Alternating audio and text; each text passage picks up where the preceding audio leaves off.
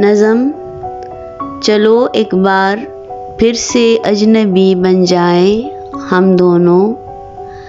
शायर साहिर लुधियानवी।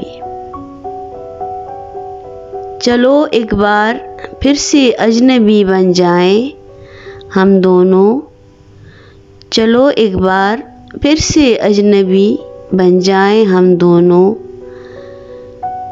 न मैं तुमसे कोई उम्मीद रखूं दिल नवाजी की, न तुम मेरी तरफ देखो गलत अंदाज नज़रों से। न मेरे दिल की धड़कन लड़खड़ाए मेरी बातों से, न ज़ाहिर हो तुम्हारी कशमकश का राज नज़रों से। तुम्हें भी कोई उलझन रोकती है पेश कदमी से, मुझे भी लोग कहते हैं कि ये जलवे पर आए हैं।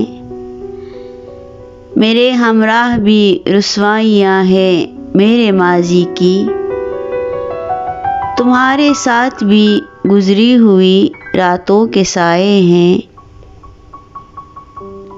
तारुफ रोग बन जाए तो उसका भूलना बेहतर, ताल्लुक बोझ बन जाए तो उसका तोड़ना अच्छा। वो अफसाना जिसे अंजाम तक लाना ना हो मुमकिन, उसे एक खूबसूरत मोड़ देकर छोड़ना अच्छा। उसे एक खूबसूरत मोड़ देकर छोड़ना अच्छा। चलो एक बार फिर से अजनबी बन जाएं हम दोनों।